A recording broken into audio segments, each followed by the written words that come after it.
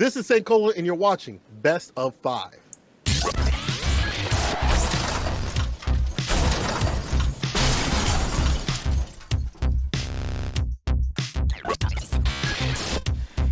Ladies, We'll fix that in post. gentlemen. No, we won't.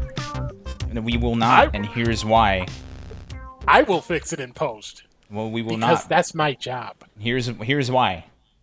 This is St. Cola, and you're watching Best of 5. There we go. Thanks, St. Cola. It's so crazy to me. We got a very famous person like, Panda Global St. Cola to take time out of his very busy day to come through with us. I appreciate that. I thought he is actually very busy, genuinely. I thought I was the famous one. Who told you that, It's Elon? okay, Elon. Was it Steve? We still love you. Steve lied to me like that too, dude. Welcome to another episode of Best of 5. Where are we going with this? I don't know. We're going to the start of the show, baby. Welcome, everybody, this is the 28th of September. Sorry, Earth, Wind, and Fire. We'll get them next time. Tonight on the show, we're going to talk about what went down this weekend. We're going to talk about what went down this week. And we're going to talk about the interview that went down this weekend. We're going to talk about the new rules that got jotted down this weekend. And we're going to talk about some new stuff that got dropped down this weekend. Tonight on the show, joining me as always, the main squeeze, Steve, Ace King, Offsuit Jurek. Steve, how's it going?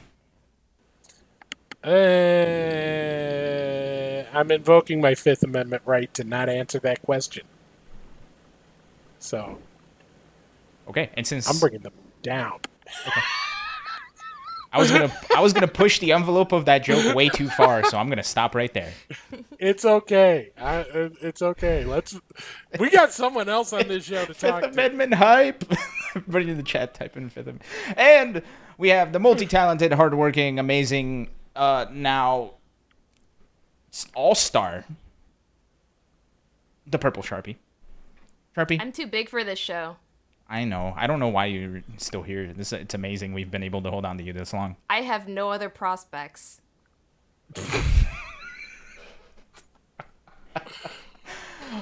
Welcome to the Palace of Positivity. You like how I delivered that with a complete dead... I don't know how you did. That's amazing. I was trying really hard not to laugh the entire time, dude. But yeah, always happy to be here. Awesome. So before we get to all the fun topics, we also need to have some more fun by going back into what happened this past weekend. So Steve, will you please hit us with the weekend recap? I believe I can do that. We had a very, very busy weekend. Lots of action going down.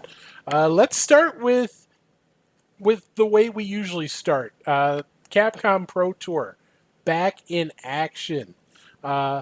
Theophil's representing the UK. Little bit of surprise. He ended up taking the first UK qualifier, holding off Problem X in the grand final. Wow. So Problem X not headed back to Capcom Cup yet, but he will get another shot in December. Hurricane and Shivs rounding out the top 4. You also see Infectious making top 8. The Evo champion? That's never going to die, is it? Nope. That's immortalized, that moment. So more new blood in Capcom Cup this year, which is good to see. Let's take it over to some Dragon Ball FighterZ action. This was the second weekend of online Tenkaichi Master events for the DBFZ World Championship. They had 2 European events.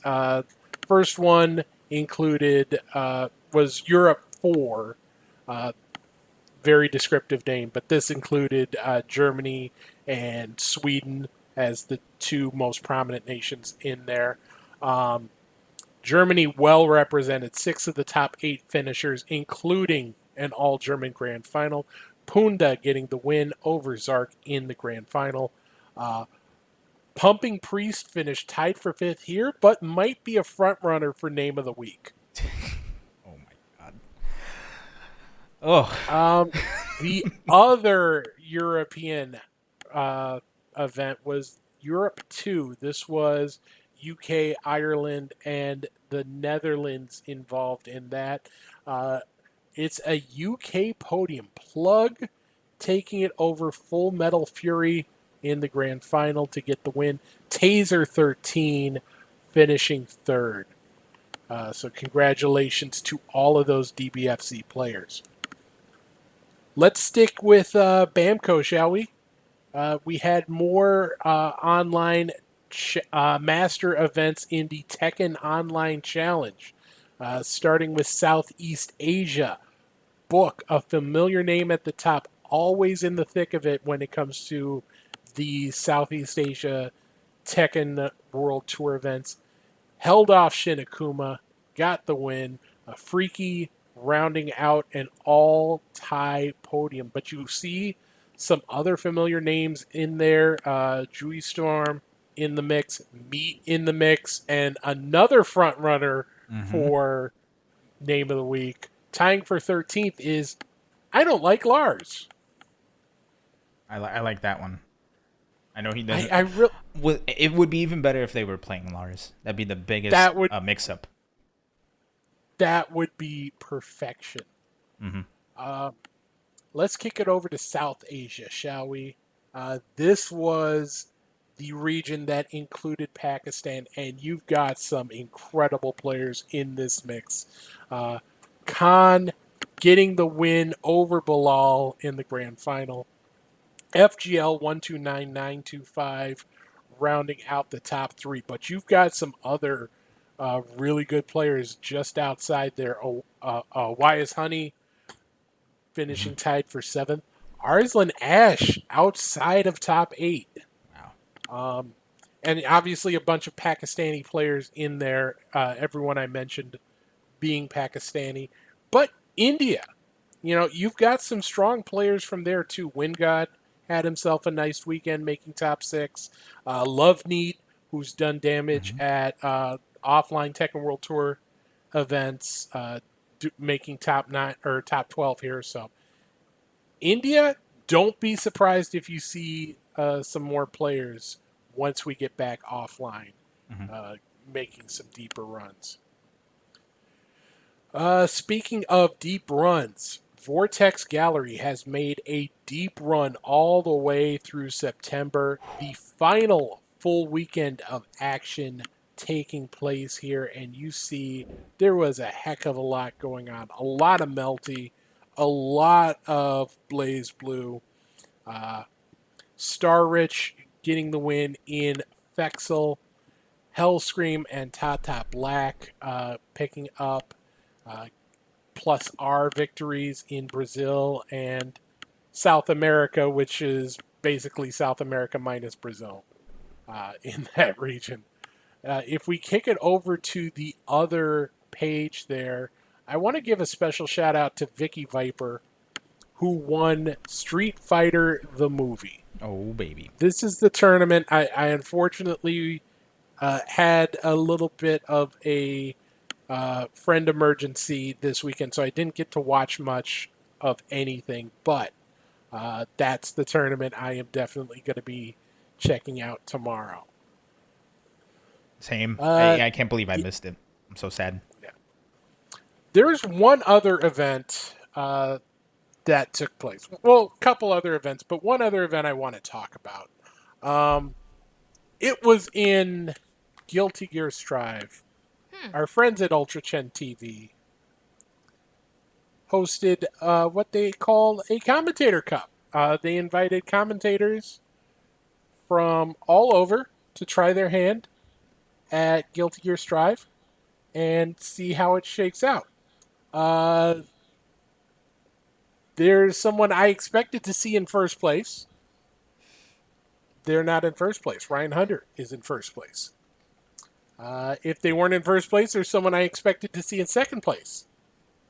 They're not in second place. Okay. Sajam is in second. Okay. I'm not seeing that name in third or fourth or fifth or seventh or ninth. But look all the way down there. Pull up the graphic. We need to make sure.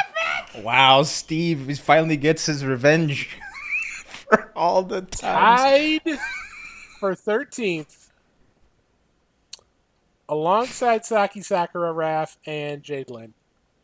Sharpie, who is that name? That first one in the 0-2 category.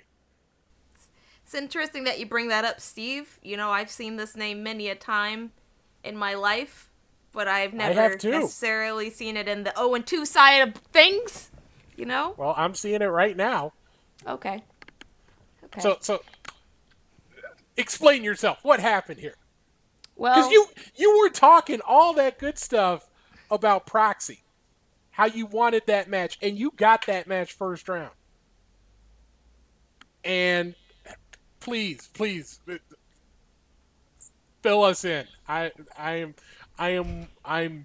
interested in this. Is this bullying? Everybody. Is this considered bullying? Why are you asking after we already agreed to do this bit, Elon? All right, here you go. I feel like this is pre-interview conversation. You know? Hey, are we going to put Sharpie on blast for this? That seems like kind of rude, you know? That feels like forethought. That would have been fantastic literally at this point now 20 minutes ago. You know? What do I have to say about my match versus Proxy? What do I have to say about the reason why I DQ'd myself? What do I have to say about that? Well, I think everyone at home knows. Me, the person here who understands grapplers' minds better than anyone else in the world, understands how those 3 brain cells fight for competition, you know?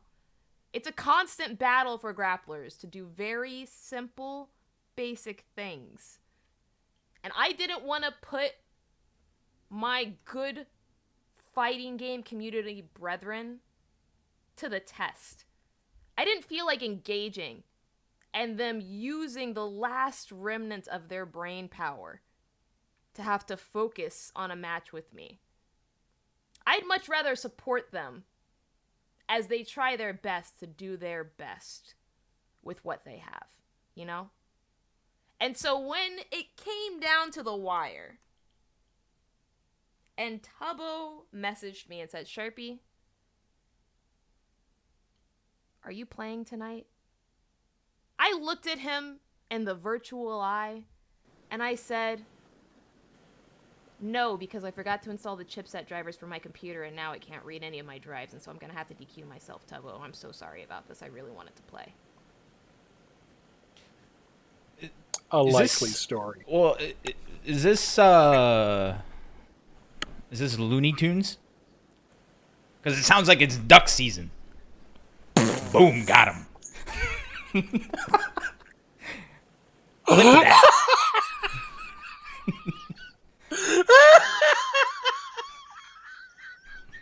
I'll give myself a round of applause for that one.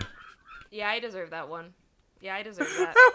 No, that's what That I wasn't that funny. Steve is losing it. I deserve that.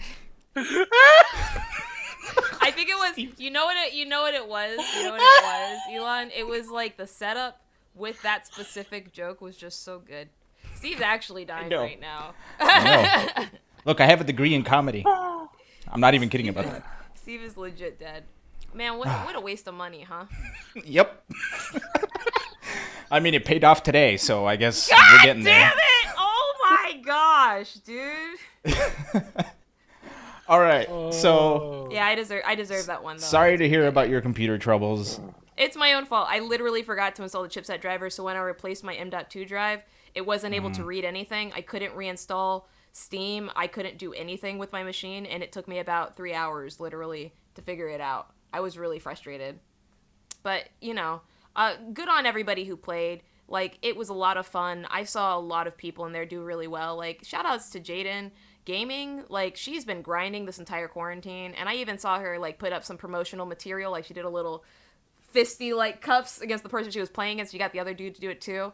Like it was just really nice to see so many people that have been, you know, working really hard this past quarantine to like get rewarded and strive, and ultimately, you know, watch Sajam not win. That hurt. That hurt. You know. It happens. All right, so Steve, you good? I think so. I've got my composure back. All right. So, go ahead. Sorry. I was just going to say, there are a few events coming up this weekend to watch. You've got the Pit, which is the finale of the ECT Community Series. So you're going to have Strive, you're going to have Street Fighter, you're going to have Mortal Kombat. That's something to watch. You've got the final week of Vortex Gallery, which includes the North American Strive tournament, and on Friday night, some exhibitions in Melty Blood type Lumina, which are going to benefit Trans Lifeline. So I will be putting the info out on that pretty soon. And we found out today that there's going to be something to watch on Tuesday before our show. Oh, what is that, Steve? I don't know. Do you have the clip, Alon? I do believe we do. So let's take a gander. Ask him. Ask Xander. CPT UK. Attention, all secret operatives. Panda is unleashing its newest top secret project, and you're invited. It's the Panda All Star Nickvitational, an all-new character auction tournament for Nickelodeon All Star Brawl, featuring your favorite Twitch and YouTube stars.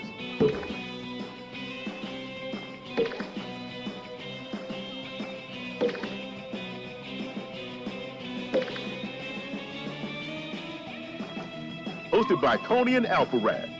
Watch it all starting Tuesday, October 5th at 3 p.m. Eastern, only on Panda.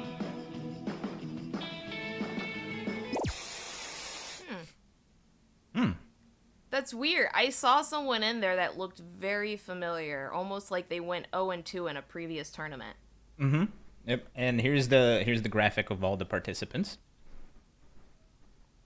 Oh, it's Moist Critical. That's who it was. Okay, my bad. Yeah, recognized it. So I like how you're looking up so endearingly at Jaden Animations. Just like, so like she is somehow. Why do they keep using that graphic for me, dude? Hey, why do they keep using that graphic for me? It's like a dating profile. When you've got one good pick, you use it. You use the heck out of it. I ever took. Yeah, but I'm actually really excited. Like, it's a really big opportunity for me.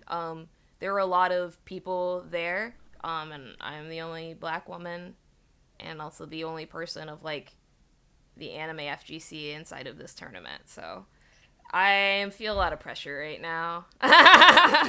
I'm so conflicted. I can't fucking believe you, Elon, and I'm sorry, future Steve, but it had to be said. Elon, I was rooting for you the entire time during marble bets, and you're over here betting against me, dude. Look, sometimes when you have a breadth of content creators and such diverse communities put into one tournament, sometimes there's some crossover. And unfortunately, I'm an Elspeth fan, so I'm gonna have to root for my girl Elspeth on this one. I do apologize. Gotta do it. I'm pulling for you, Sharpie. Thank you, Steve. You're a real one, and that's why we're both engaged. True. I did remember that they mentioned something about a auction element. Could you explain that? Do you know about that? Yeah, so what I could tell you, just off the top of my head, because I know this tournament very well, is that it is going to be regarding Nickelodeon All Stars, obviously. It will be taking place next Tuesday, October 5th, starting at 3 p.m. You can come over to my channel, twitch.tv/DaPurpleSharpie, or you can watch it over on twitch.tv/Panda Global, where it'll be hosted by Coney and Alfred. And specifically, it will be a auction tournament, similar to the style of Combo Breaker, character auction, meaning we will all be raising money specifically for the Breast Cancer Research Foundation, a foundation very close to my own heart. I actually lost my uncle to breast cancer when I was very young. So we're going to be raising money, and anyone who would like to donate on behalf of the fighting game community is very welcome to drop some money inside of my Tiltify link, and I will be able to use that money to auction off a character that I really, really want. And I'm currently doing research and not specifically saying which character it is, because I know that this will actually be indexable and people will be able to find it and tell the other content creators who I'm interested in, and they'll probably be able to outbid me because they have significantly larger audiences than myself. But if people are interested in supporting me, what I request is that they check out my Tiltify link and they go ahead and just drop $1 or so towards breast cancer research. That'd be awesome. So, does this mean you're gonna be maining Cat Dog? Does this mean you're gonna be maining April O'Neil? That's what I feel like we should do. We should mention like every single character throughout the course of the show and imply that that's the one that Sharpie's going to go for. Especially after she said she's not gonna say it. Are you planning on maining SpongeBob? I just like the ridiculousness of the characters I'm naming. Are you gonna be maining Powdered Toast Man? You know what? Can I be real for a second? Where's Super Action Team now? Where's Meltman?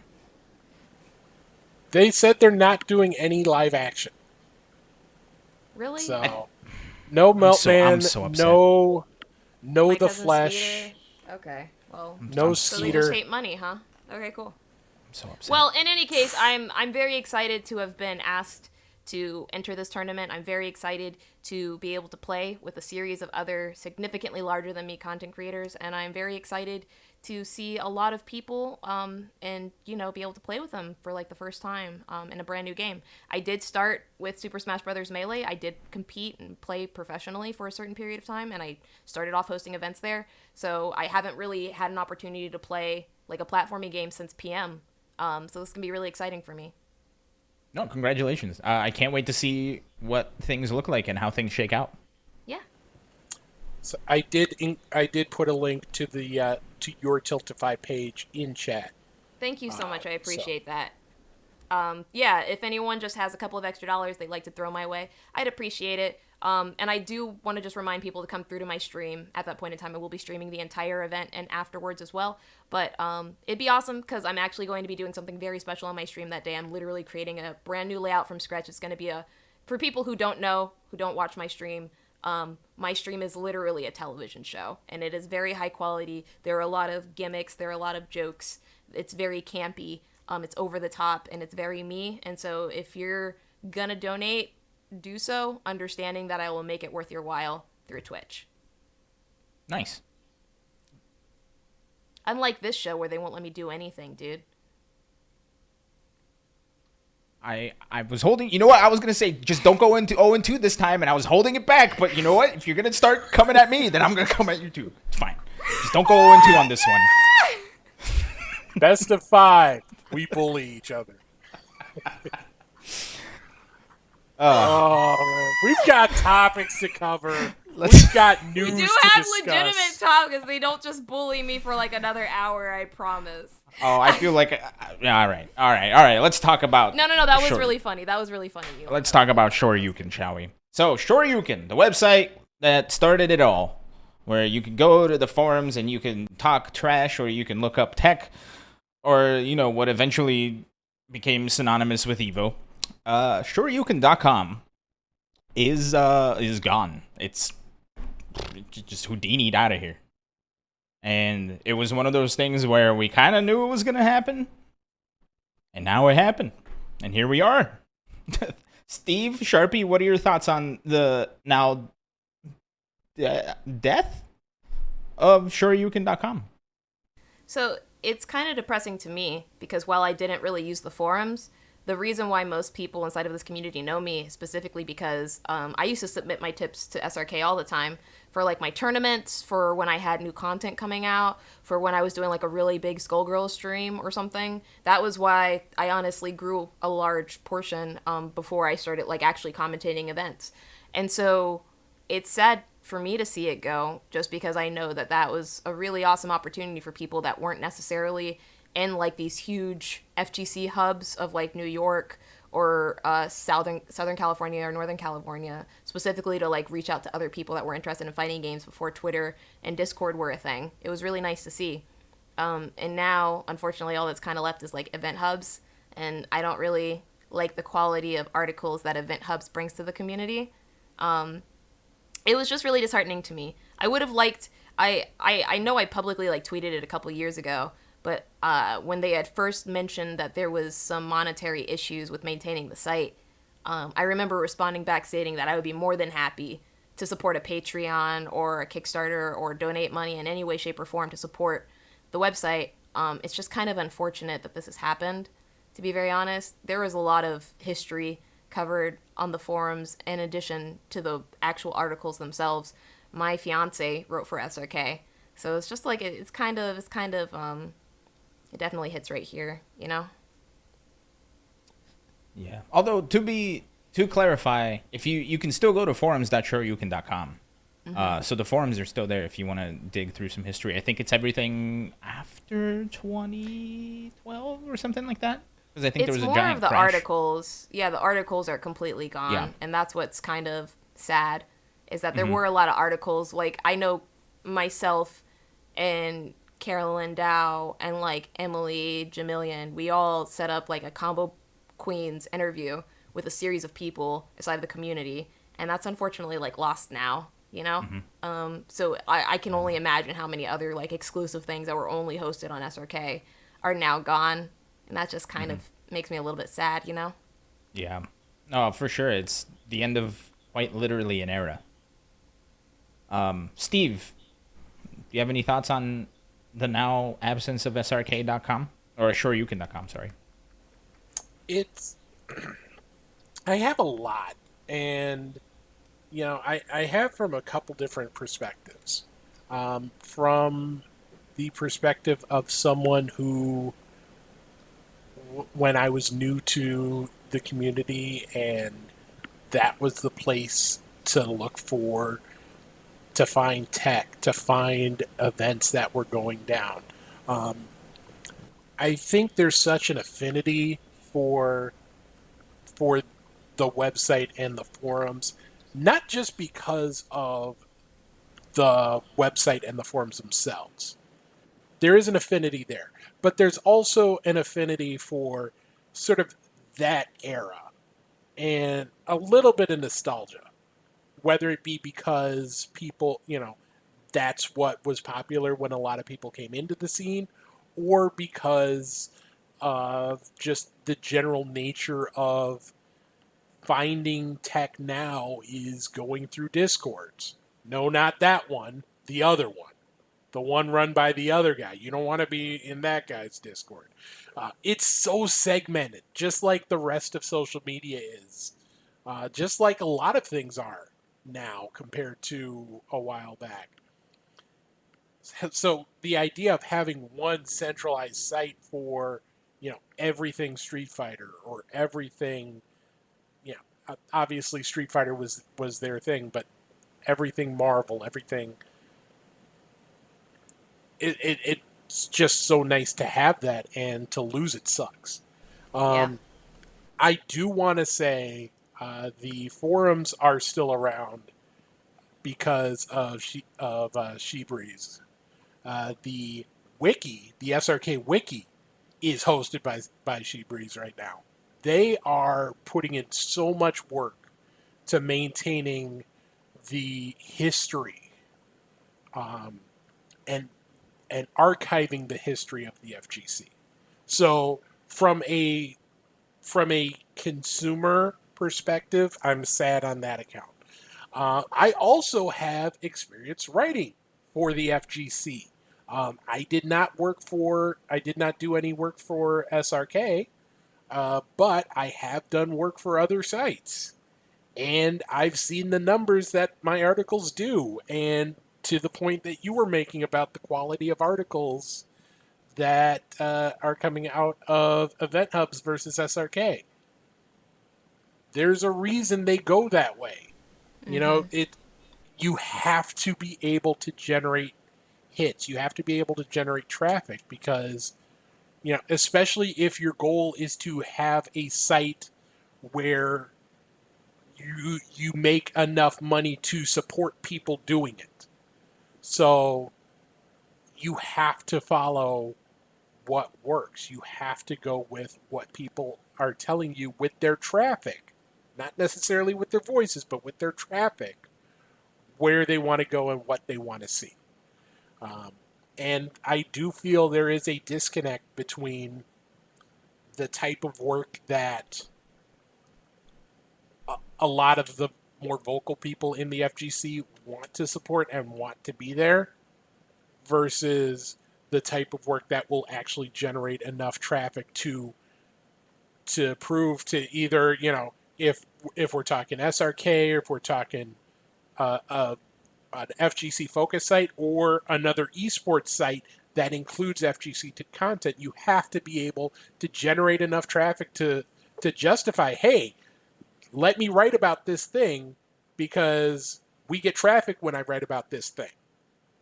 You know, and it might not be the most, you know, beloved article of all time, but you do what you can to make sure that you can still do the things you want to do. You do the things you have to do in order to do the things you want to do. And it's, you know, I kind of got sidetracked and I apologize for that, but, you know, it just hurts on so many levels. Yeah, I mean, excuse me. I think it's safe to say that if it wasn't for Shoryuken.com, I would not be as heavily involved in the FGC as I am today. And I think all three of us here on the dais, as it were, can agree with that. She says wearing a top-tier.gg shirt. It's like they were big stars, yeah. But that brings up a good point.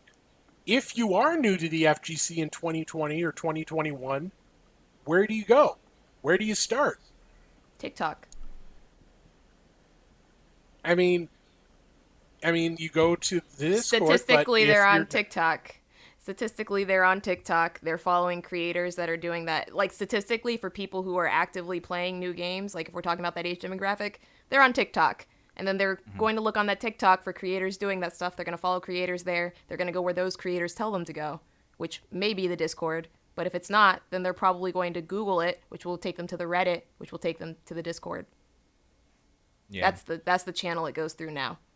Yeah. And yeah, it's tough nowadays, like you were saying, Steve. Social media is so ridiculously fragmented. Like even looking at the SRK forums, a lot of the tech that's been shared and passed around within the last I want to say 3-4 years has been, if not on Discord, is on Twitter. And it disappears after a while, right? Like nobody wants to scroll through like years of Twitter to go look for a piece of tech that existed, if it's even still there. And something else that I think kind of ties into this is I think a similar symptom happens with streams, with tournament streams. If you remember a couple years ago, every stream, well, not every, but most tournament streams were all run on one stream, whether it was Team Spooky, BG Callisto, Hold Back to Block. Most like top 8 events were all on one stream, so you got to see the numbers rise and fall with each game being played. Nowadays, each tournament has their own stream, even if it's a top 8 on the main stage. So it does feel like tracking down information or even tracking down where things are is very fragmented and very difficult. Yeah, and a lot of that is because of, you know, at least when you're talking about streams, a lot of that is because of companies starting to make investments and take the esports side of things a bit more seriously. Now, if 5 years ago or 7 years ago, I guess would be a better option. If you wanted to run a Mortal Kombat tournament, NetherRealm would say, "Cool, awesome, do it, have fun." Now, if you're running a major NetherRealm tournament, now NetherRealm is like, "Hey, we've invested all of this money into creating this pro scene or creating this pro circuit. Maybe we should have it on our channel." And, they're doing the same thing. Bandai Namco's doing the same thing. Capcom's doing the same thing. It's one of the drawbacks, I guess, of this amount of investment that we've seen from these companies that wasn't really imaginable 10 years ago. True. Very true. So, where do we go? Like, what happens now? The Shoryuken is down. It's gone. Goodbye. Salute. Shoot the fire bow into the pirate or the Viking ship, and sail it on down the river. Watching I know Elon what you were explain an going for. SRK is funny to me. Watching Anyway, what I was going to say was that what I would recommend doing is exactly what people like Alex Valle are doing, and I'm trying to pull up the example right now, but Alex Valle is on TikTok. Oh, yeah. We're in the TikTok. I would recommend people inside the fighting game community that are trying to keep our history alive start posting on TikTok. Because this is where most people that are interested in video games are. This is where they are right now. And unlike Twitter, I feel like the layout on TikTok, even though it's more of a mobile layout, which some people like, some people don't, it's personal preference. You deal with you and your God with that. The layout of TikTok, I think, is a lot better for archiving things. Oh, no, Twitter. it's trash. It's terrible. Like, I'm not Compared to saying Twitter? to use it for archive. Well, yeah, actually, compared to Twitter, I guess it is better. Yeah, but because what I'm saying is it's a good first source. So, like, if someone has never, ever played a fighting game before, like, earlier today, someone was just doing fighting game losing scenes. I saw that on my For You page, and the person had, like, 2 million likes and, like, something like 700,000 views. I'm sorry, 704,000 views. Or comments was what I was trying to say. But, like, it was just him doing this pose and being like, "What? Did you want more? Your father left you and now you want to leave the planet Earth?" Type stuff, you know? And so it's like that fighting game culture is alive and very well on TikTok. And there are a lot of people on there, a lot of very big creatives that love playing fighting games, love playing Super Smash Brothers, they love playing Mortal Kombat, they love playing KI, they love playing Street Fighter. love playing Skullgirls. Well, no, actually, the community on Skullgirls is pretty dead when it comes to people actually playing it. It's mostly just cosplayers on there right now. But I'm working on it. I was just yeah, no. the fact In that any you're on case. there. Oh, yeah, that's true. I tried. Oh, no. A hit and a miss. I I'm tried so to help. sorry, Elon. Yeah, that was my bad. I'm so sorry. 0-3, Sharpie. Oh, I'm like, Not like this. I laughed too hard. Anyway, yeah, it's important to get people on there so that we can start focusing these people that are fighting game focused into the fighting game circle instead of just the general gaming circle where they're kind of getting mixed in with everything else. If people love fighting games, we should create a community for them specifically for fighting games. And myself and a couple of other creators are working on it. We'll be announcing something very big within these next couple of days. You give us a hint? I'm kidding. Don't do that. I can't. I know. No. I'm joking. And something else about I've been on TikTok more and more recently, and it's new to me. I think I'm like old man trying to work a phone or something. And I think something that I find very interesting about TikTok is it's very good at putting stuff in front of you that you are interested in. Yeah. That's what I've been trying to tell people this whole time. Like, I was like, the way that they push content for someone who actually likes it is kind of crazy to me. And, like, I realized that the first time I got on there, I was like, whoa, My impressions are super low, and then I did one video that got like 60,000, and it went in front of the front audience, the right audience, and after that, I was just averaging like 2,000 views on every video, 30,000 views on every single video, because it was Yeah. getting to the audience of people who wanted to watch it, and TikTok knows how to do that. So it's very, very good. It's like literally, I liken it to Twitter before all of the brands got on there and before the check marks became really big. But the thing is that I've been telling people now all year to get on TikTok, and we're getting to the point where it's like the brands are already getting really big on TikTok. So it's getting to the point where people won't be able to organically grow anymore. And I've been trying to say that to people. So like, if you're going to join TikTok, you're running out of time. You need to hurry up and get on there, establish your presence if you want to grow, because it's going to be very difficult after this point. But I've been saying it for a year. I've been saying it for a year now. I was gonna make a TikTok and make a whole bit out of it, but my phone just died. So rip. I guess we'll have to get on TikTok sometime soon and stop being old. I mean, I need to stop being old. That'll never happen. We'll never get any younger. Speaking of not getting any younger. Whoa. What? That was a segue. Yeah, well, as in I'm taking too long and no, we're not getting any younger, so let's move the show along. Any final thoughts? I know we kind of went on a bit of a tangent. Any final thoughts on Shoryuken's departure, if you will? If you are serious about wanting to preserve those archives, follow Shibreeze on Twitter, tip them, make some sort of donation, because that sort of thing is not cheap to do, and it is certainly not free. So definitely, if you can, throw a few bucks their way. Mm-hmm. For sure. Okay. So, talking about things that are still alive. Steve. That's the one you go with? I don't understand what's up with Elon and these segues today, dude. I've had a rough week and a half, okay? Look, we can't all be our A-pluses every day. I'm trying to be at least B+ maybe today. I'm not doing a good job of it, but I'm trying. And that's all we can ask Dan for. tier, dude. You know who is A+, though? Who is that, Steve? Saint Cola. Saint Cola is a name you've probably heard lately.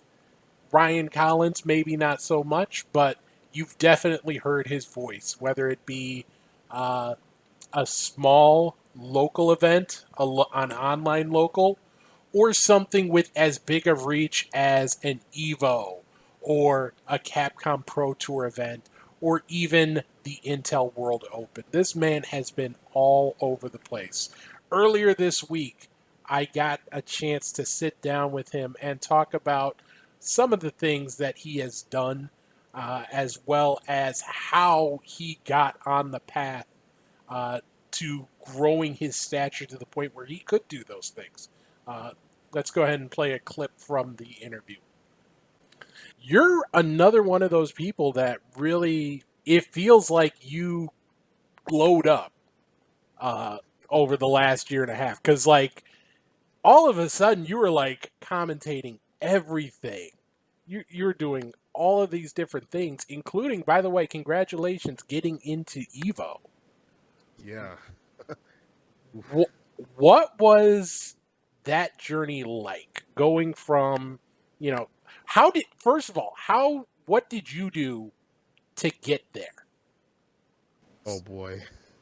It's funny because I'll talk to people, I'll tell them this, and they'll have no clue, because all it looks like is that I jumped to a bunch of events and I commentated a lot of events. But during COVID, like right when COVID started, I was like, I don't want to stop, because I had money saved up. I was going to go travel. I was going to try to, put my name into some commentary things and see how things went. Then COVID hit, and I was like, well, I want to quit. I want to, leave this stuff. I love commentating like this. I love doing it. It's a fun hobby. I love, talking about Street Fighter, Guilty Gear, Gray and Blue. Doesn't matter what it is, as long as I love it, right? So I was like, I don't want to stop doing this. Let me see what's going on in the online sphere. And I just be like, hey, you guys need a commentator? And they're like, yeah, sure, pop on the mic. And then because my job is at home, because I write for Red Bull, I don't have to do too much. I don't have to do too much to leave and doesn't X out of my time too much. I can like, okay, I'll schedule myself for this commentary block, and then after I'll just go to work or I'll write out whatever I need to write out, right? So I didn't really think about the grind part. I wasn't like, I need to grind 5 tournaments a week or whatever. It just kind of happened because it made me happy, made me, I guess, feel a little bit more normal. And it kind of gave me that element of like, I get to interact with people, players in Twitch chat or whatever, or the people watching. And it just became a thing where it's like, I just wanted that feeling of normal and to give people that feeling of normal back to them and, provide some hype for these smaller events and things like that. And then eventually, this was after doing a bunch of Wednesday night fights and a bunch of tournaments and stuff. I got hit up in the Discord by Vi, and he was like, "Hey, you want to do CPT online?" I was like, "Wait, like me?" He's like, "Yeah, you've been doing a lot of work. It's time for your shot." And then that's when everything just went like that, like just soared up. I did CPT. I've done a ton of like finals, invitationals, and stuff like that. This year, I've done the Intel World Open for the Olympics, which is ridiculous. Did the season finals this year too as well. Evo, as you just said, and hopefully more. Hoping for more. All right, let me try and list all this off. You do commentary with CPT. You've done commentary with Evo. You work with Panda Global. You work with Combo Breaker. You write for Red Bull. How in the world do you keep track of all of these projects that you have going on? So people like this is a peek behind my curtain. This is how I do the commentary. I actually have a Google Doc for every character, for whatever game that I'm commentating, in a general one. I'm always filling them up with information, always changing stuff, always watching VODs and stuff like that, constantly of both Guilty Gear and Street Fighter right now. I'm practicing. I probably practice with 10 matches per day on the minimum. That means I go in and I look at like the content scalpers out there, like, yo, look at the CFN match, and like I'll practice over that. Like I'll probably do about 10 a day on the minimum side of things. And then I'll talk to other top players, get their opinions about stuff, always just be talking back and forth so I keep my knowledge straight. And then I'm looking at things for, vocal patterns and stuff like that. I'll read about that stuff a lot more now, which I've more recently done. And then when I have time, I try to stream. And then beyond that, I do the writing for Red Bull, which I schedule myself, enough time to get the information, write about the people and stuff like that. But this is all, it doesn't feel like work. So it doesn't feel like it's busy work to me. Like I'll end my day and I'll be like, dang, I did a lot. But if I look back, it doesn't feel like it's work. It doesn't feel like it's pressure. But even with everything around that, even outside of the commentary where I'm like helping to promote stuff, or I'll clip stuff from streams and put up on Twitter. So, hey, I was commentating this event. Look at this great thing. Go check out the VODs there or whatever. We're working for Panda or shooting stuff. It doesn't feel like it's work. So thankfully, it keeps me not stressing out. Like I actually used to work at a library on a side job, but they closed that down because of COVID, and Panda Creation has kind of taken place of that. So now I get to work pretty much fully in esports. It's a lot of stuff at once that's in esports, but it's enough that, we do okay out here.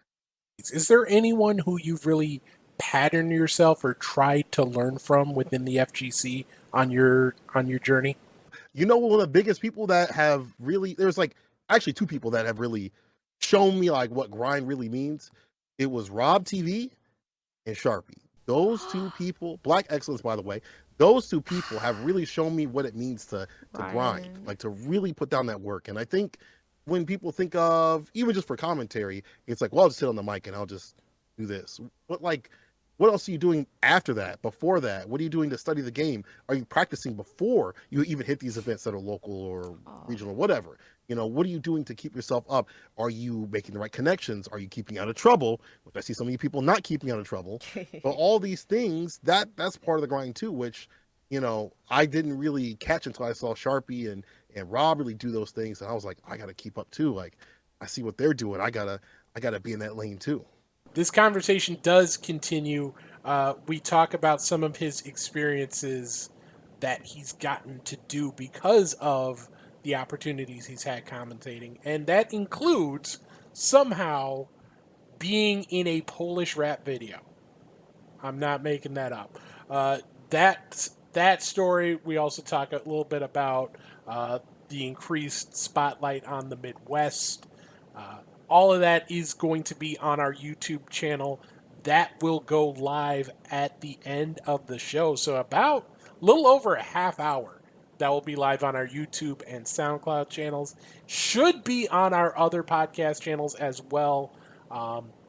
It does pull directly from SoundCloud, so I'm not sure it will be right at 7:30 on the dot for those platforms, but should be somewhere right around there elsewhere. But definitely YouTube, definitely SoundCloud, definitely about 33 minutes or so. Big thanks to St. Cola for giving us his time. That was amazing. Sharpie, I guess you're 1-3 today, huh? It feels good to not be a loser. You're not a loser. No. You just lost. There's a difference. Mm-hmm. Very. As long as you fight, you are not a loser. Thanks, Steve. I'm going to steal that for my random thought of the day tomorrow. There you go. And make money off but- of your idea. Wouldn't Nothing be the new. first time someone did that. But no, it was, and like the part where he mentioned you and Rob TV. Yeah, Yeah, that actually, I didn't expect that at all. That was really kind of teared up a little bit. To be honest, I was gonna say I saw you tearing up on my monitors over here because I'm running the show. I saw it. I was gonna put you on screen, but I was like, nope, not gonna blow her up anymore. It's too much. That'd be bullying. It's really nice, specifically because so many people, like, I'm not trying to make this about me, but like this quarantine, I have been working really hard, and I've been a lot of the grind that people are seeing now, I've been doing literally for the last 3 years of my life. Every single day after work, I would go up on Thursdays to Xanadu. I would have to drive up for like 2.5 hours to go run the weeklies. And then I would have to come back home, and the very next day I would stream after work. And then the day after that I would be at an event streaming a local event here. There was a point in time where I was running Xanadu locals, and I was streaming on Mondays for Super Smash Bros. Melee at another venue in Virginia.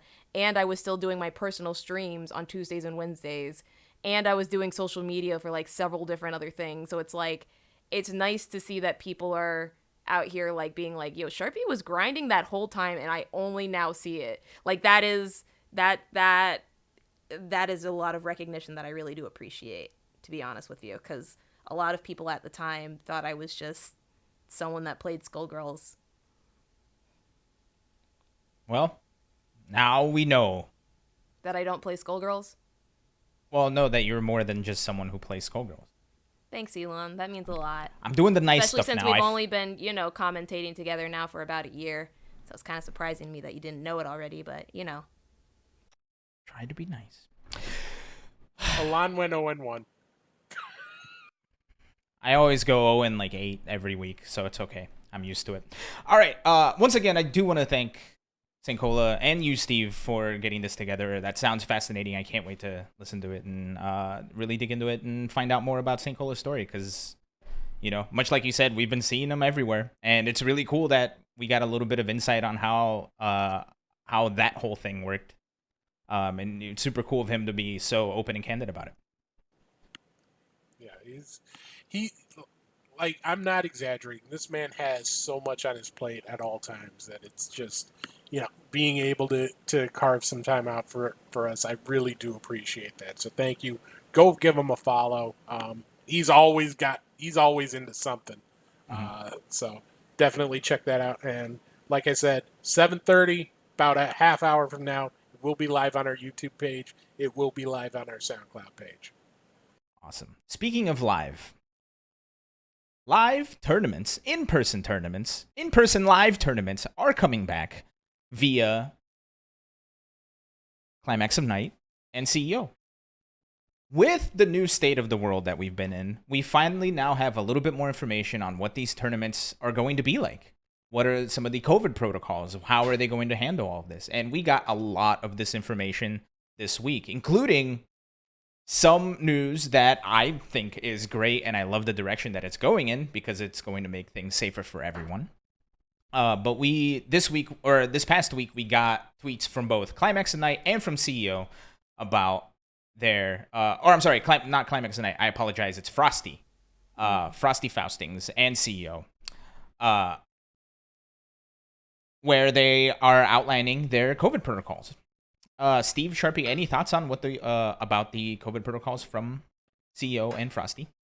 Well, what did they announce that they were? Oh, right. Well, I should probably tell you that, huh?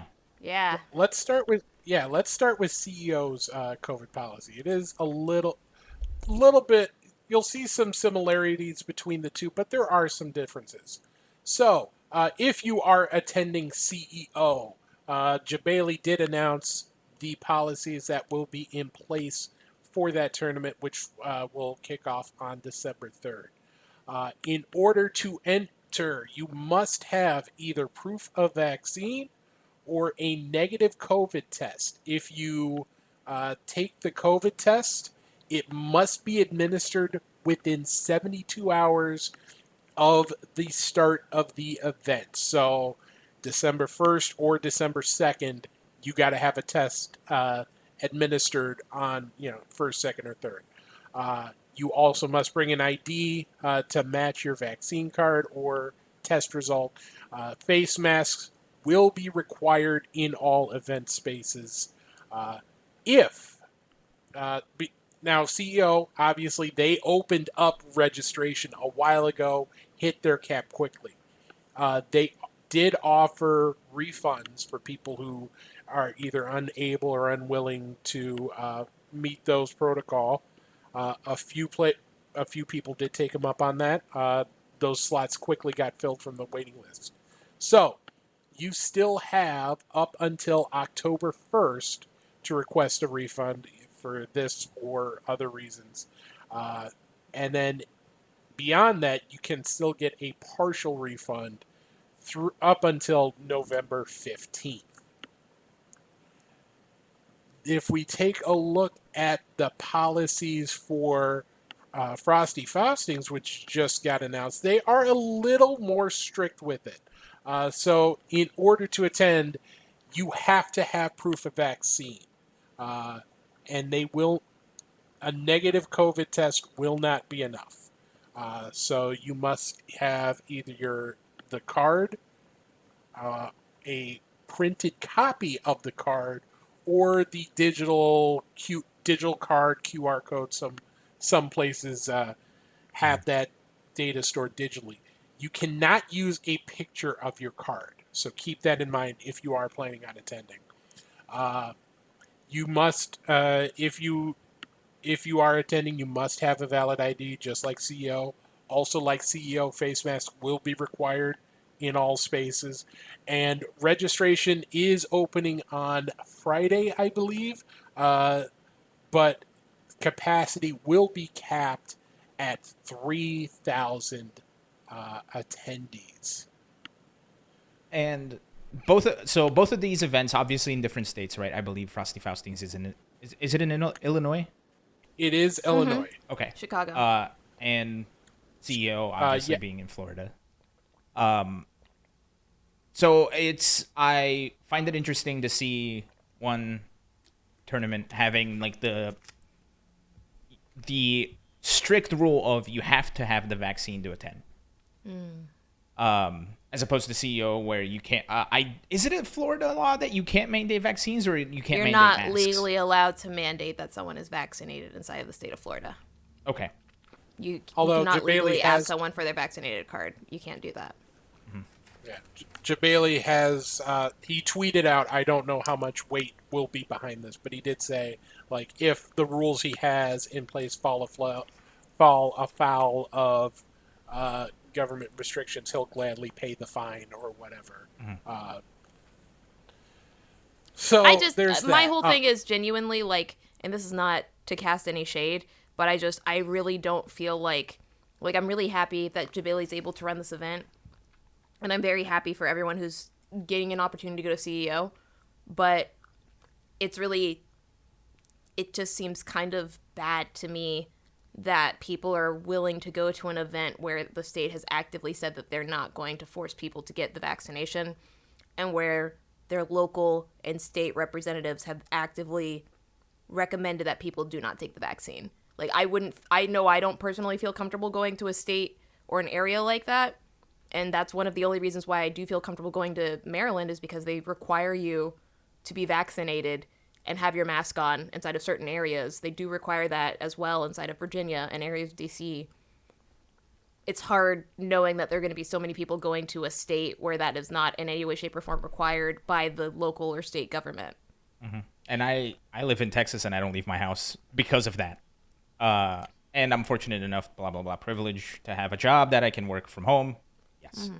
But yeah, it sucks, right, that politicians, essentially the people who make the rules, are making the wrong choice. I think I'm going to go my on big and concern is that, like, it's not even just them. It's that, like, people take pride in not wearing a mask in Florida. Like, someone in chat was saying, you know, other places like restaurant around CO are concerned too. Yeah, I'm not necessarily concerned about the actual venue. I know everything inside the venue is going to be fine. I'm concerned about the employees that work at the venue. I'm concerned about the people where I go to get food. There was already like a racial component for me before with last year, you know, but I still was kind of interested in CEO. But just watching the way that it goes through now, I don't feel like my health would be safe if I went there, because the vaccine doesn't necessarily protect against the Delta variant. You can still get it. You just won't have as bad side effects, you know, without the vaccine. Like, there's not a possibility of you dying if you have the vaccine and you get the Delta variant. It's not as brutal. Whereas I would still hate to be a carrier just because I know that there's a higher likelihood of me literally going into Florida. Like, I could get it coming straight off the airplane, like literally just being there, because there is no mask mandate whatsoever. And it doesn't feel safe in any capacity to me. So part of me is like, it really does genuinely seem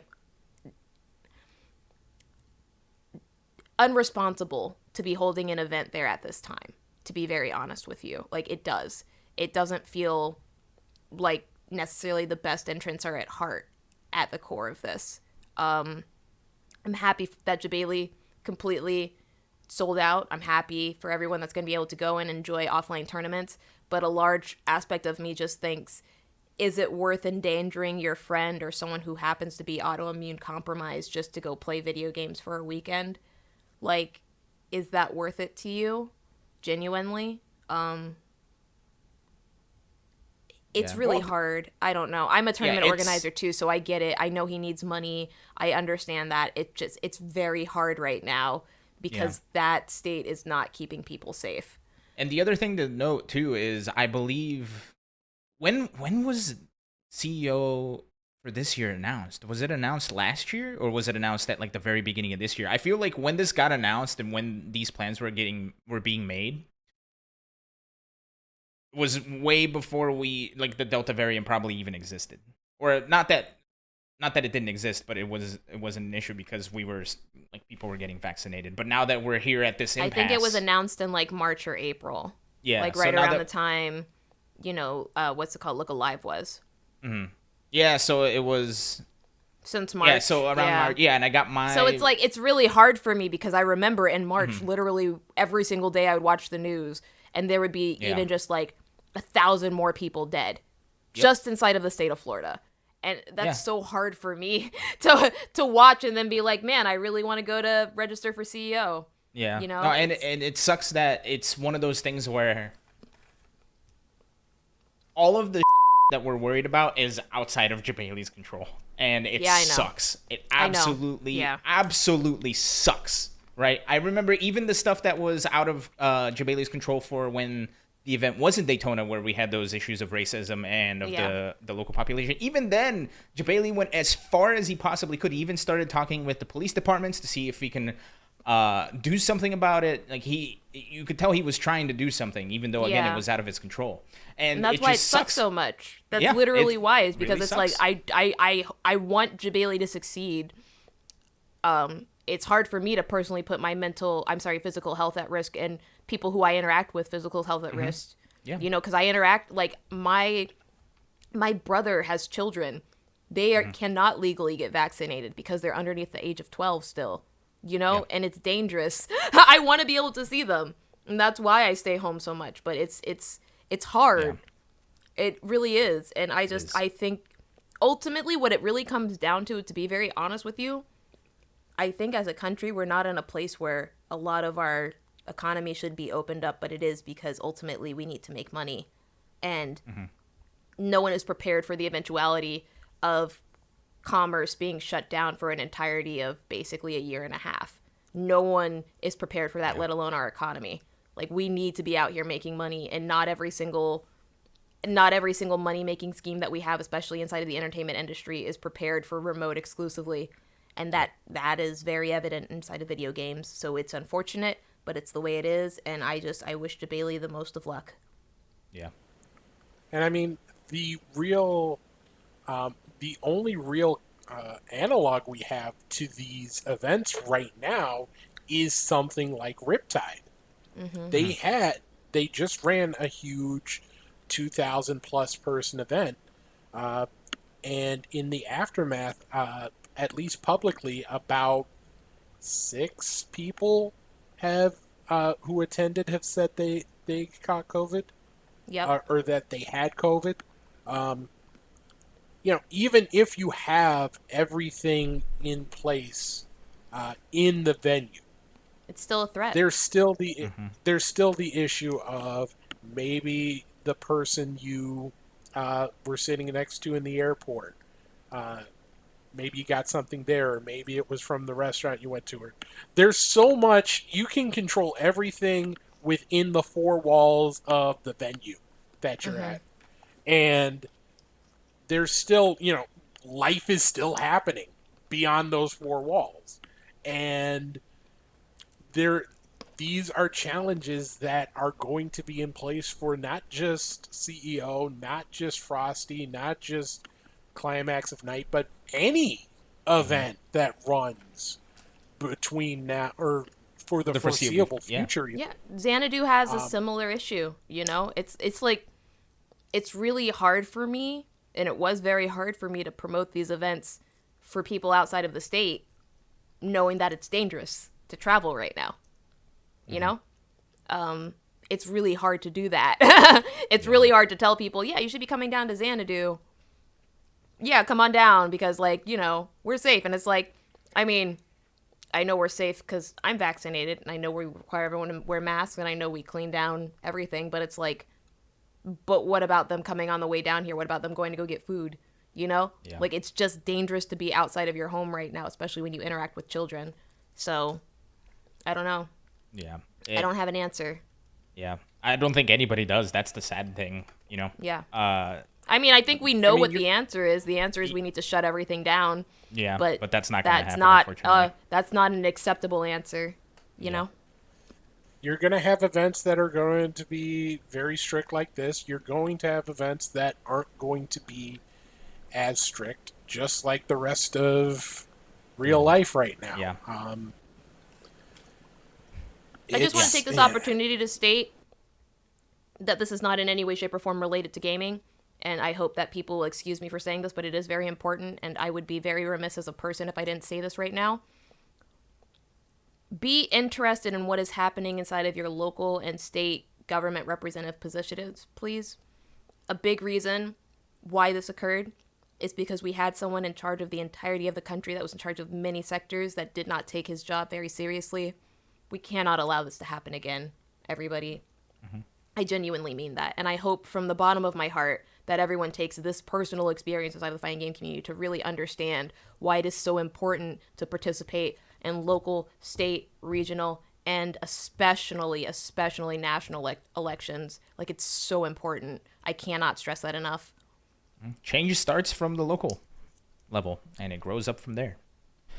So vote, essentially, is I think where we're getting to here. That's all I had to... I know it's a little bit political, and I know we're like a fighting game podcast. I get it. It's just... Yeah. It's very important, and it's very frustrating to me to see so many people suffer and hurt and unfortunately pass due to the choices of one person who didn't take his job seriously. Yeah, and we could say we're a fighting game podcast all as much as we want, but at the end of the day, this is something that is affecting us and is affecting our community, as is affecting the entire world. So we are affected by it. So, I think we should be able to speak on it. And I'm happy that we do get this platform to speak on it. And I'm very glad that we're all here. Thanks, everybody, for watching.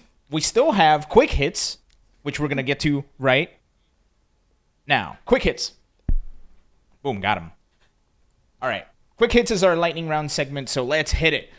First, KOF 2002 is getting a rollback beta. Steve, Sharpie, thoughts? Rollback good. It's Grappler's rollback bad. good, yes. Oh boy.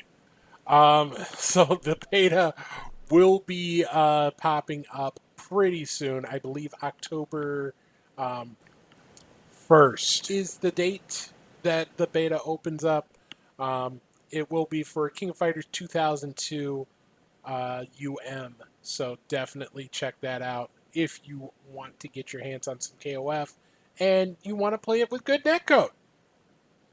It's about time.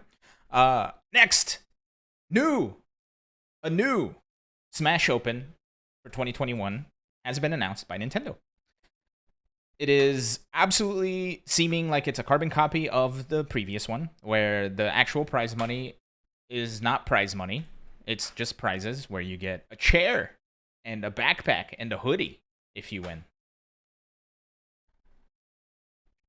Sharpie, what do you think of? I know we've had we've hated on Nintendo, and for good reason. Right? I agree 100% with the disdain for Nintendo that we've begun to experience due to their actions, of course. However, now that they're announcing something like this, does that change? No, right? Did you say there are no cash prizes? Is that what you said? There's no cash prizes.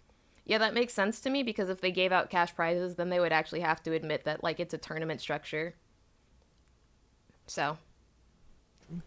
I've said it before, and I'll say it again. They like, whatever connection Nintendo wants to have with Smash Esports, it wants to be at arm's length. Mm-hmm. It wants to be on Nintendo's terms. Yeah. Where, you're playing it for fun.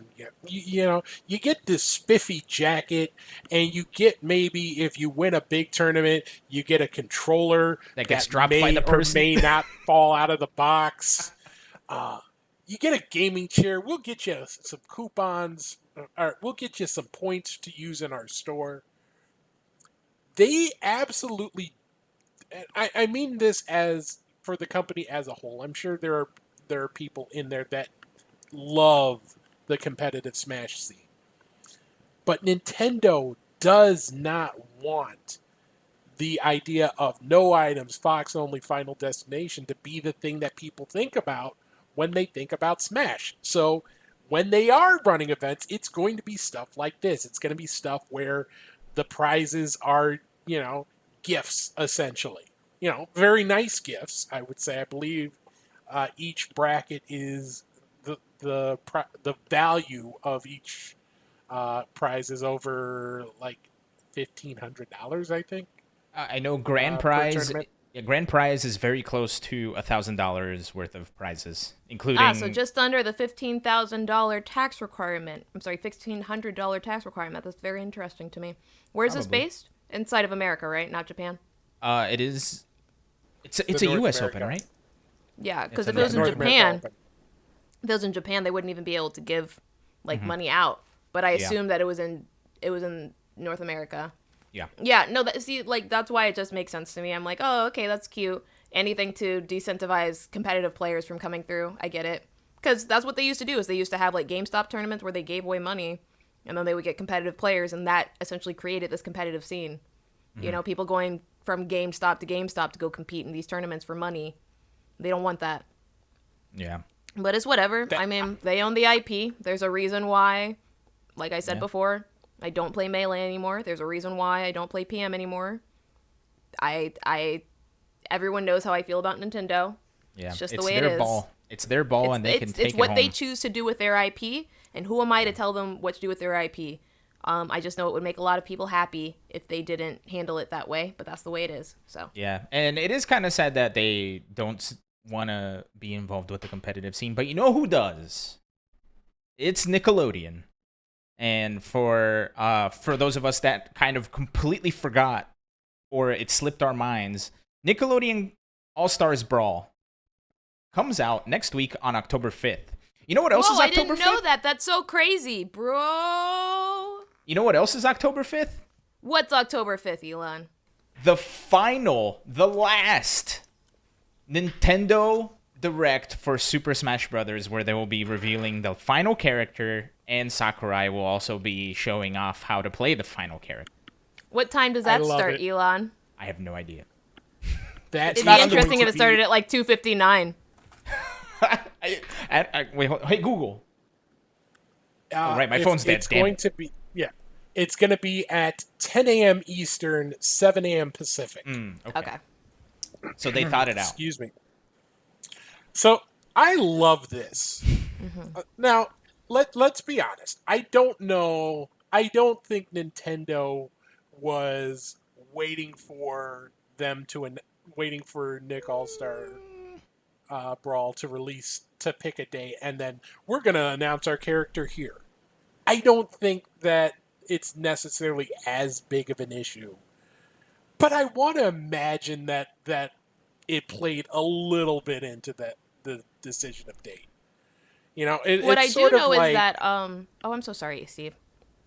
No, you go ahead. You go ahead. What I was gonna say was the Nintendo Direct specifically.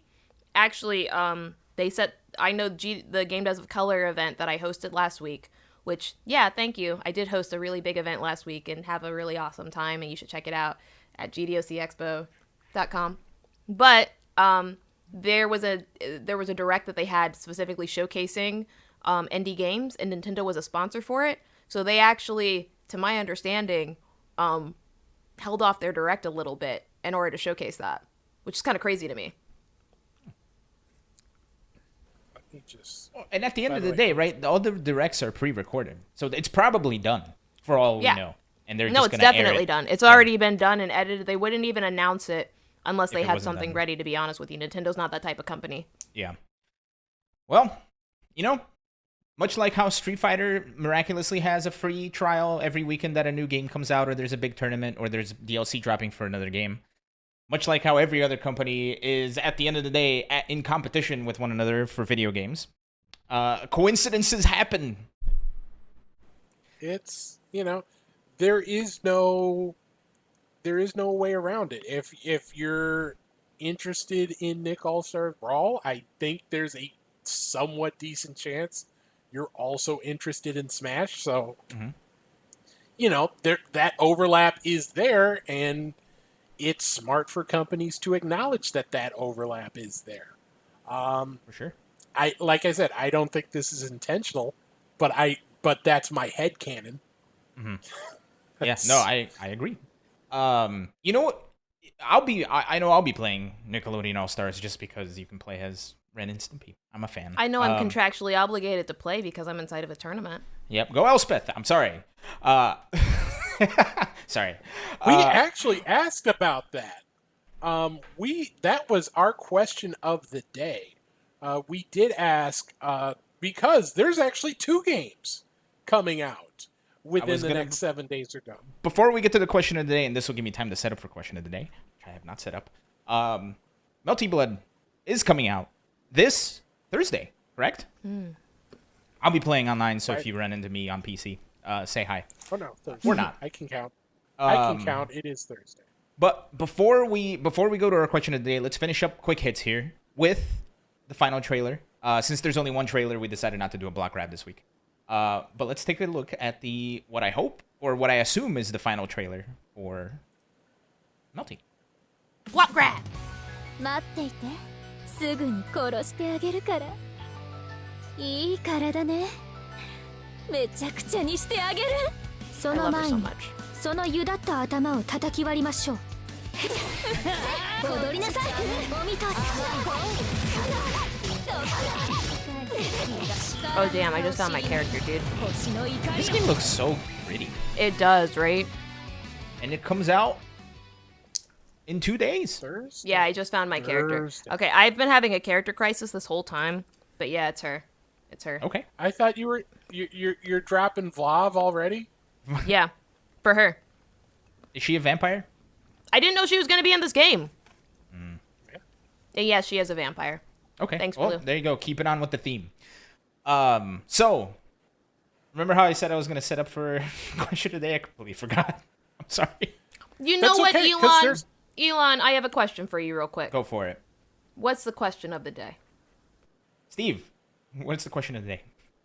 we asked if you were planning on picking up either of the new games coming out. If you were planning on playing Melty, Nick All Star Brawl, both or neither. 60% of our respondents are saying that they are planning on picking up Melty and not Nick. 8% were planning on picking up Nick but not Melty. 12% are planning on picking up both. 19% saying neither one is really doing it for them. But, 72% of people saying that they are going to play Melty. This is not something that you would imagine, when current code came out, that so much of the FGC had an interest in Melty. We might be finally putting the laptop in a toilet tournament final jokes to bed at this point. Yeah, I was just going to say that. And I remember, I don't know if it was on this show or if it was outside of the show. Everything before the year of this year is a blur. Yeah. I do remember that a lot of people within the Melty community were feeling very jaded towards that joke. Especially because, hearing that joke year in and year out and it never ended. I totally get what that's like. So I think it's about time that Melty gets a good spotlight, and what a time to do it, right? With rollback, right? They announced rollback for this game, right? Yeah. Okay. Like I said, blur. With rollback, with a game that looks very pretty, and it's coming out this week. I can't wait. It's a game that's also going to have an offline event dedicated for it and its community. Exactly. That's a big deal. So I feel like that's skewing a lot of it because it's like there isn't a big tournament for the Nickelodeon All Stars community right now. There's nothing for the people to really prepare for. Oh, right. Well, yeah, but there is an exclusive tournament for the Nickelodeon All Stars happening, which, of course, we'll have best of 5 representation at. So, Sharpie, remember, when you are playing at this tournament, you are representing best of 5. So please do your best. We believe in you. We actually have one more trailer. What? We do? What was the trailer? Did you download it? That last one I uploaded? Based off Elon's surprise, I will say no. And at this point in opportunity, I think it's... Yes. Hold on. I did download it. I forgot to put it in the thing. However, I can just click this, and then Windows Explorer will crash. We'll give it a second, and we'll play it next week. We'll play it next week. No, Steve. It is too late. We're too far in now. No, we got this far. We're almost going to end on time, Elon. Here we are. This is the last trailer for today. Enjoy.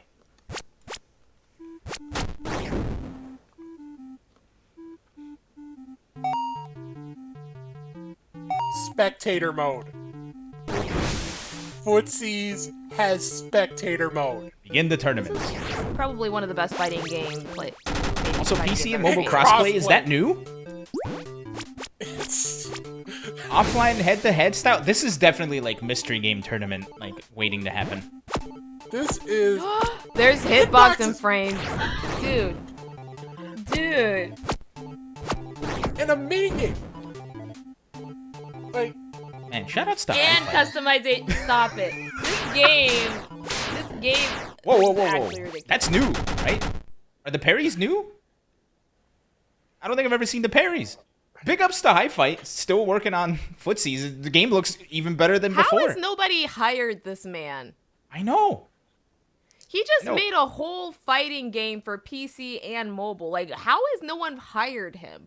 With crossplay and rollback netcode and spectator mode. Rollback netcode, spectator lobbies, all for mobile and PC. Like, why does he not have a full-time job? I don't know. I know we did have him on the show a while ago, and he was I feel kind of bad because he was super nervous because he didn't think his English was good, but I thought he did great on the show, and we got a lot of really good insight into like what putting netcode or rollback netcode into the game was. It was fantastic. Yeah, and his request was that his camera was Blanca-chan, and I obliged. That was super fun. But with all that said, I know we're 1 minute over. I apologize. We needed to get the last trailer in there. This has been another episode of Best of 5. This was the pre-Melty release episode of Best of 5. By the next time you see us, I'll be a Melty god in my own brain. Thank you so much for joining us tonight. Super glad you all were here. Big thank you to the main squeeze, Steve Ace King Offsuit Jurek. You can follow him at Ace King Offsuit. I don't know what this dance is. I'm sorry. It's okay. And the multi-talented, the TikToker, the 1 and 3 for today. Hopefully not 0 and 2 next week. Weighing in at 105 pounds, going to defeat you, Moist Critical, but I probably won't actually because you seem like a really nice person. So like, you know, best of luck or whatever. The content maker, the grappler hater, DaPurpleSharpie. You can follow her at I don't actually hate grapplers. I was just grabbed this way. This has been another episode of Best of 5. Thank you so much, everybody, for joining. We'll catch you all same time, same channel. Send us an email at bestofvshow@gmail.com. We want to hear from you. If you have any questions, if you want to just say hi, hit us up or bestofvshow@gmail.com. Thanks, everybody, for joining. We'll catch you next week. I couldn't blink. Oh my god. Wait, we're still live? And the show reload! Good night, Every Canada. little show has a podcast. Crazy.